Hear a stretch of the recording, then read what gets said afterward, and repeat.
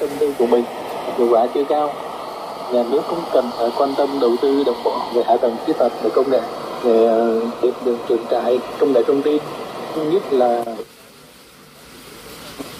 doanh nghiệp có thể phát triển nhanh để mà số hóa làm nhanh cái công việc, rồi chữ ký điện tử, rồi làm giao dịch điện tử ra đời, là dữ liệu người ta giúp cho doanh nghiệp phát triển nhanh. Thì chúng ta cũng cần cổ phần hóa triệt để và toàn diện các cái doanh nghiệp mà chưa hiệu quả. Nhà nước thì nắm cổ phần chi phối các doanh nghiệp sản xuất về hóa chất.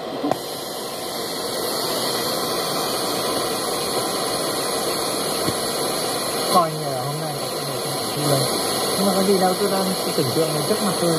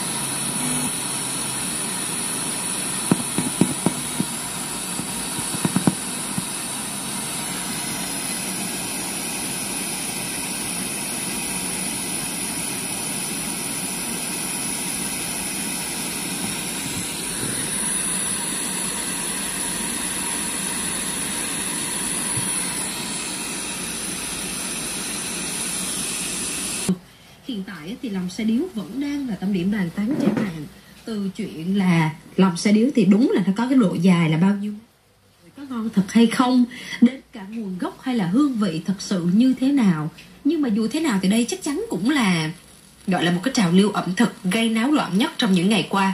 Có lẽ nhiều người mà chưa thưởng thức món này thì cũng đang xem thử là chờ đến một cái lúc có lòng xe điếu để mình ăn, mình thưởng thức thử xem nó có ngon hay không mà người ta lại săn lùng đến mức độ như vậy. Tuy nhiên chúng ta cũng phải là lựa chọn một cái gọi là cái quán uy tín, chứ không phải là mình cứ bỏ tiền ra rồi ăn về những cái món mà nó vô bổ, thậm chí là nó có thể gây độc hại cho.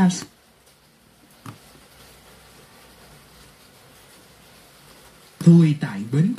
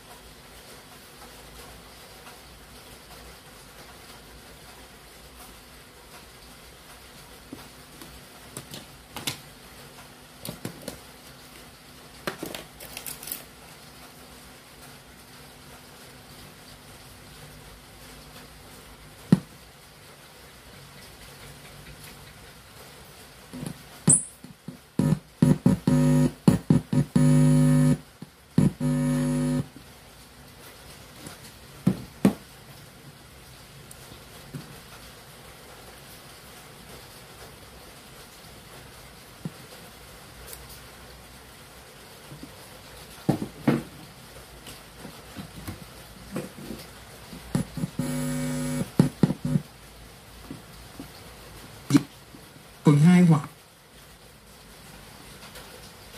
chúng ta cũng phải kiểm tra.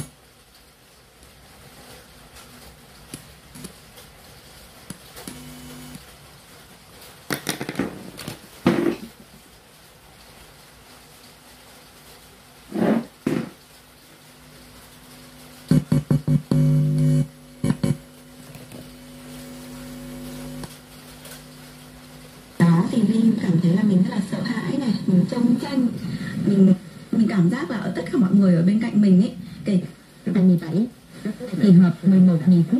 Ngay cả bà cũng thấy khó xử vì căn tròi bé tí teo mà đồ đạc thì quá ẩn. Mọi thứ phải được sắp xếp vừa khít vào các chỗ trống. Laura, Kerry cùng má nhấc hạ, kéo tới kéo lui bàn ghế, giường nằm, đứng ngắm nghía, suy đi nghĩ lại, rồi lại kê theo cách khác. Ghế chào của Mary và bàn ăn vẫn còn nằm bên ngoài khi ba về. Giếng của em đã đào xong rồi đó Caroline. Bà reo lên. Sầu 6 bộ, nước mát lạnh, ngon lành, đến nơi chốt cắt lún. Giờ anh chỉ cần đóng thêm cái nắp để...